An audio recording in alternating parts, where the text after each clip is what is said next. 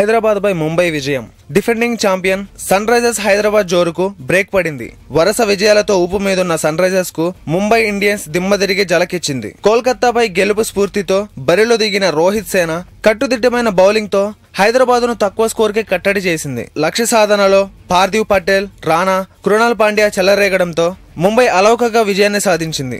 ముంబై ఖాతాలో రెండో విజయం. సన్ రైజర్స్ హైదరాబాద్ హ్యాట్రిక్ ఆశలపై ముంబై నీళ్లు గుమ్మరించింది. బుధవారం జరిగిన మ్యాచ్ లో ముంబై 4 వికెట్ల తేడాతో విజయం సాధించింది. హైదరాబాద్ నిర్దేశించిన 159 పరుగుల లక్ష్యాన్ని రోహిత్ సేన 18.4 ఓవర్లో 6 వికెట్లు కోల్పోయి ఛేదించింది.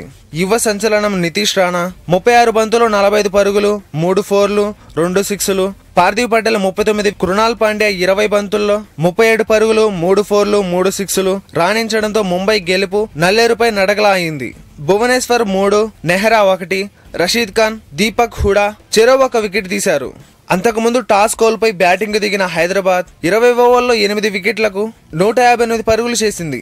ఓపెనర్లు వార్నర్ 49 పరుగులు, డావర్ 48 పరుగులు చేశారు.